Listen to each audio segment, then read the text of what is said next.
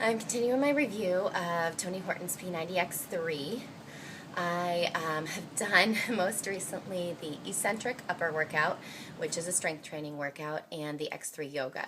I'm going to go ahead and cover both of those in this one video, and I'm just going to go through a few of the moves that we did. I will say, so eccentric upper. I think I actually like this a little bit better than the eccentric lower. Eccentric lower, I was definitely sore the day after, but I'm still kind of feeling like I've recently been doing Body Beast, and I kind of felt my initial reaction was, and I'm kind of still sticking by that, is kind of I felt like I maybe got a little more out of the Body Beast legs workouts I've done.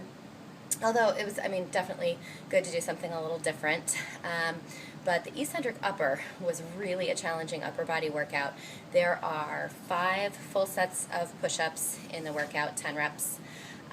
There are 4 sets of pull-ups, which are really challenging. And then you get a little bit of push-up and pull-up, flipping back and forth, 2 and 2, in the burnout at the end, so you get some more. So there are a lot of pull-ups, a lot of push-ups. I did find in this workout, it was my first attempt to try to modify by using the resistance band in place of a pull-up bar. I do have a pull-up bar, but I know a lot of folks who are going to do the program maybe don't and are really wanting to know if a resistance band is going to be a good option for them. I honestly couldn't find a good place to anchor it anywhere. In the video, they have this massive pull-up bar that goes kind of across half the room, and Tony and a couple of the others use that pull-up bar to do their pull-ups on, and the guy who's on the resistance band has anchored his band around that very high, very sturdy bar. I could not find an equivalent place in my space to anchor my resistance band. So I'm thinking it would work really well like outdoors, anchored around some playground equipment.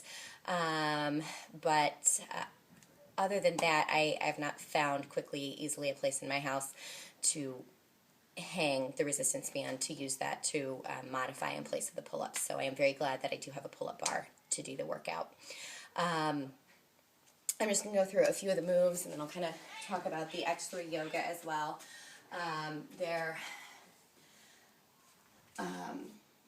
Again, it's eccentric, so he really focuses on kind of an explosive lift on a concentric movement, lifting up and then easing back down.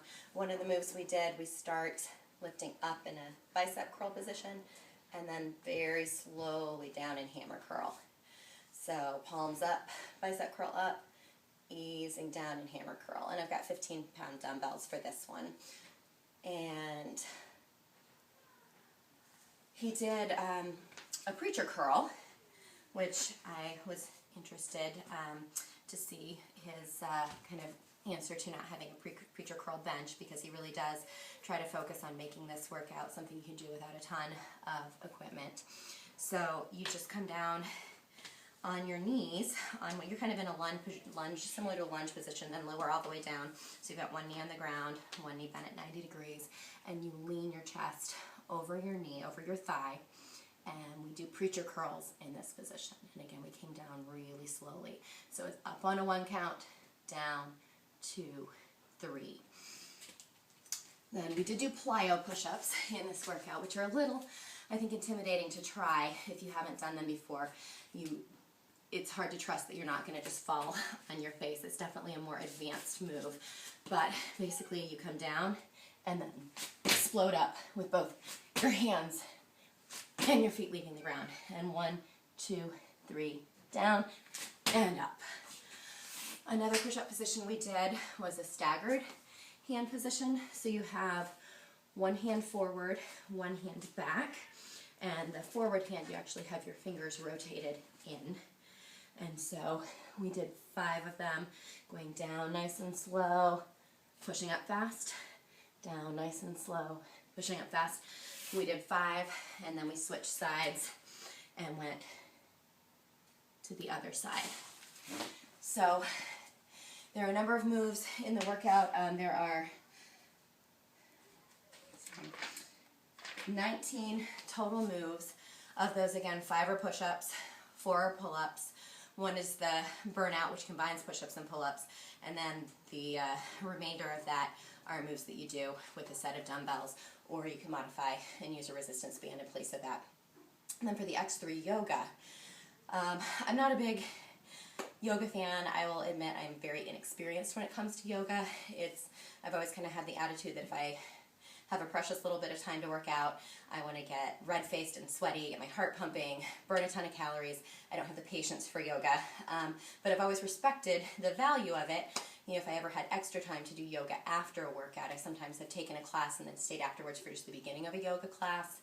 I've done a number of Beachbody programs, and I admit that I'll usually do the yoga or stretching workout that comes with them once or twice, and then I skip it most of the time. And I realized that I would probably get more benefit out of the programs if I would do the yoga. So I'm going to try really hard, as I do once I actually start the P90x3 program with my challenge group in January, to actually follow along, do every single workout as scheduled, including the yoga. I was happy to see that I didn't hate the workout. There were a number of poses that I could definitely do, and they felt great.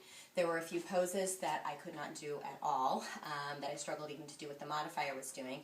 So kind of giving me some goals that maybe by the end of doing the 90-day program I might be able to master some of the more complex poses. And it does give me the idea that if there are folks out there who have been doing yoga for a while, it's not going to be a boring workout for them. There are going to be some poses that will still challenge and push them.